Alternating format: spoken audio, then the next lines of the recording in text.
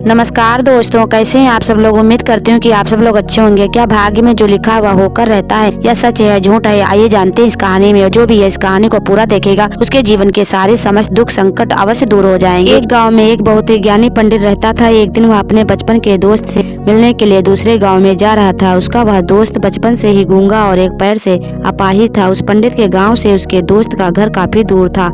वहाँ जाने के लिए बीच बीच में कई सारे छोटे छोटे गांव पड़ते थे। पंडित रास्ते में अपनी धुन में चला जा रहा था। चलते चलते उसकी मुलाकात एक व्यक्ति से होती है। वह भी पंडित के साथ चलने लगता है। बात की शुरुआत करने के लिए उस पंडित ने उस व्यक्ति से कहा, उसका नाम पूछा तो उसने अपना नाम धर्मराज बताया। पंडित को यह नाम कुछ अजीब सा लगा, लेकिन उसने नाम के विषय में कुछ और पूछना उचित नहीं समझा। दोनों धीरे धीरे साथ में चल रहे थे। तभी रास्ते में एक गाँव आता है। आते ही धर्मराज ने पंडित से कहा, तुम आगे चलो, मुझे इस गाँव में काम है, मैं तुमसे आगे मिलता हूँ। पंडित ने कहा, ठीक है। वह आगे रास्ते में चल देता है। कुछ देर बाद उस गांव में खबर फैली कि एक व्यक्ति को सांड ने अपनी सींग में फंसाकर मार दी। जैसे ही सांड ने उस व्यक्ति को मारा, ठीक कुछ ही देर में धर्मराज पंडित के पास आ गए। फिर दोनों चलना शुरू कर देते हैं और चलते चलते द्वार पर पहुंच जाते हैं। उस गांव के बाहर एक बड़ा और विशाल मंदिर बना हुआ था। वहां पर आराम करने की सुविधा काफी बढ़िया लग रही थी। तो पंडित ने धर्मराज से कहा, रात होने वाली है, पूरे दिन चलते चलते थक भी चुके हैं और भूख भी लग रही है, तो यहाँ पर भोजन करके यहीं पर हम विश्राम कर लेते हैं, फिर सुबह के समय आराम से आगे की यात्रा जारी करेंगे। धर्मराज ने कहा, ठीक है, मुझे इस गांव में किसी को कुछ जरूरी सामान देने जाना है, तुम भोजन करके आराम करो, मैं बाद में आकर भोजन कर लूंगा। इतना कहकर वह वहाँ से चला जाता है। लेकिन उसके जाते ही कुछ देर बाद धुआं उठता हुआ दिखाई देता है और देखते ही देखते पूरे गांव में आग लग जाती है। पंडित ने हैरानी से सोचा कि यह धर्मराज जहाँ भी जाता है वहाँ कोई न कोई अनहोनी जरूर हो जाती है, कुछ तो गड़बड़ है इस व्यक्ति में। दोनों फिर से अपनी यात्रा शुरू कर देते हैं। कुछ देर चलने के बाद रास्ते में फिर से एक गाँव आता है। धर्मराज ने फिर पंडित से कहा, आप आगे चलिए, मुझे इस गाँव में अपने मित्र से मिलने जाना है, मैं अपने दोस्त से मिलने के बाद आगे रास्ते में मिलूंगा। यह कहकर धर्मराज वहाँ से चला गया। लेकिन पंडित इस बार आगे नहीं गया। वहीं खड़ा होकर वह धर्मराज को देखता रहा कि वह कहाँ जा रहा है और क्या करता है। तभी थोड़ी देर बाद लोगों की आवाज सुनाई देने लगी कि एक व्यक्ति को सांप ने काट लिया है। ठीक उसी समय धर्मराज फिर पंडित के पास पहुंच गया। तभी धर्मराज ने जवाब दिया कि मैं यमदूत हूँ और यमराज की आज्ञा से उन लोगों के प्राण हरण करता हूँ जिनकी उम्र पूरी हो चुकी है। हालांकि पंडित को पहले से ही इस बात की आशंका थी, फिर भी धर्मराज के मुंह से यह बातें सुनकर के वह घबरा गया। लेकिन वह हिम्मत करके पूछता है कि अगर तुम सच में यमदूत हो तो मुझे बताओ, अगले मृत्यु किसकी है।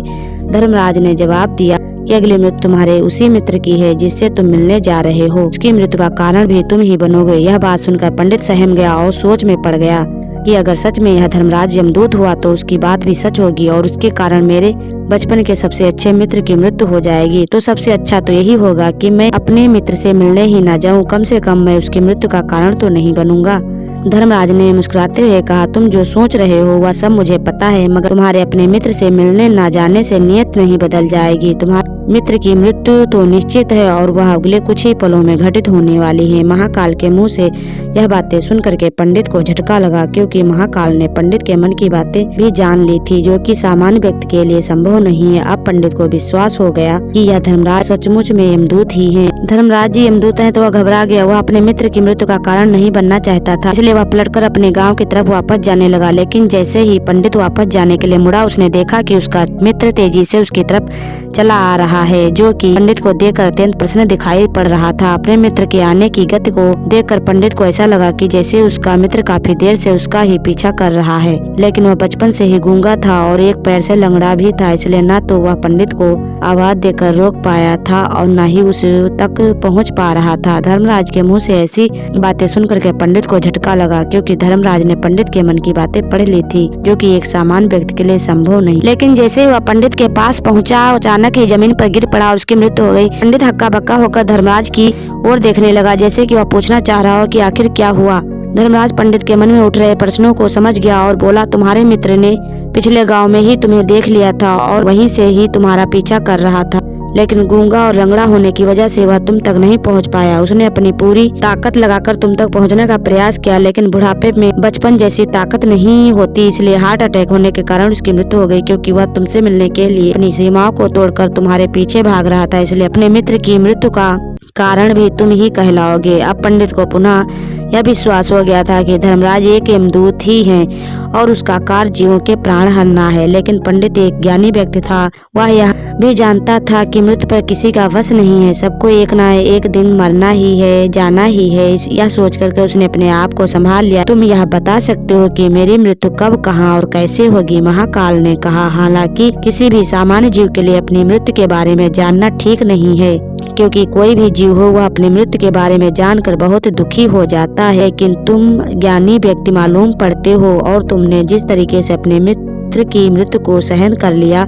उसे देखकर लगता है कि तुम अपनी मृत्यु के बारे में जान करके भी दुखी नहीं होंगे। तो तुम्हारी मृत्यु आज से ठीक 6 महीने बाद आज ही के दिन किसी दूसरे राज्य में फांसी लगने से होगी। और सबसे हैरानी की बात तो यह होगी कि तुम स्वयं ही खुशी से उस फांसी को स्वीकार कर लोगे। इतना कहकर धर्मराज वहां से चला गया, क्योंकि अब धर्मराज के पास पंडित के साथ चलते रहने का कोई कारण न था।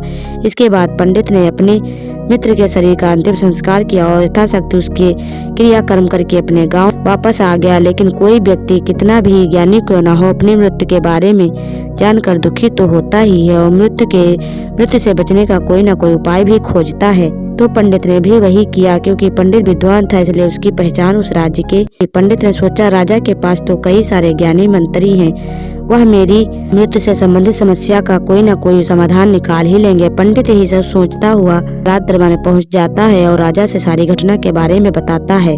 राजा ने अपने मंत्रियों को सारी समस्या बताई, उनसे सलाह मांगी। अंत में सभी ने विचार विमर्श करके कहा कि अगर पंडित की बात यह सही है तो उसकी मृत्यु भी 6 महीने बाद ही होगी। लेकिन मृत्यु तो तब होगी जब वह किसी दूसरे राज्य में जाएगा। यदि वह किसी दूसरे राज्य में जाए ही ना तो मृत्यु ही नहीं होगी। मंत्रियों की सलाह राजा को भी सही लगी। इसके बाद पंडित के रहने की सारी व्यवस्था महल में ही कर दी गई। लेकिन डर के मारे पंडित कहीं भी नहीं आता जाता था। धीरे धीरे महीने गुजर गए, लेकिन पंडित को नींद में चलने की बीमारी थी और अपनी इस बीमारी के बारे में वह स्वयं ही नहीं जानता था। तो फिर राजा मंत्री किसी वैद्य के बारे में वह कैसे जान सकते थे?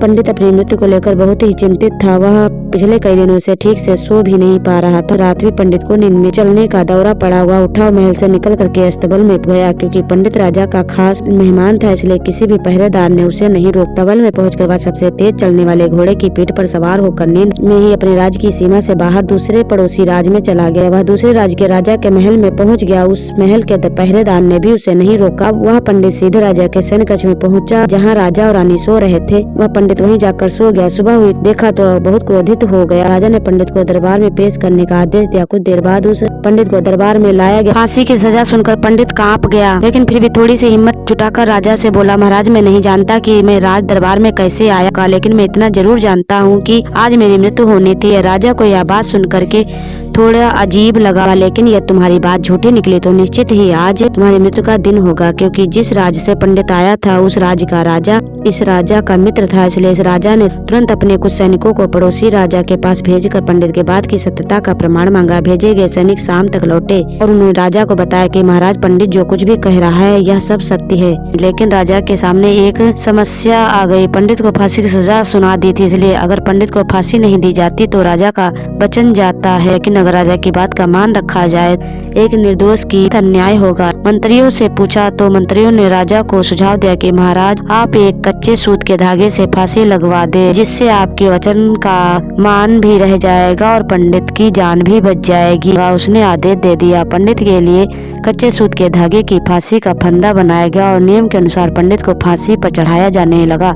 सभी लोग बहुत खुश थे कि न तो पंडित मरेगा और न ही राजा का वचन खाली जाएगा। पंडित को भी पूर्ण विश्वास था कि सूत के धागे से तो की कोई हानि नहीं हो सकती। पंडित को फांसी दी गई। सूत का धागा तो टूट गया, लेकिन टूटने से पहले उसने अपना काम कर दिया। फसल सूत के धागे से कट चुकी थी। पंडित बड़ा तड़प रहा था और वहीं पर खड़े सब लोग देखते हैं कि क्या किसी इंसान की मृत्यु हो सकती है कच्चे सूत के धागे से, लेकिन घटना तो घट चुकी थी। धर्मराज की भविष्यवाणी सच हो चुकी थी। श्रीमद् भागवत में लिखा है कि जो होना होता है वह होकर ही रहता है। तो दोस्तों आपको यह कहानी कैसी लगी है, आप एक प्यारा सा कमेंट करके अवश्य बताएं और ऐसी अपडेट पाने के लिए चैनल को सब्सक्राइब करें। तब तक के लिए दोस्तों धन्यवाद।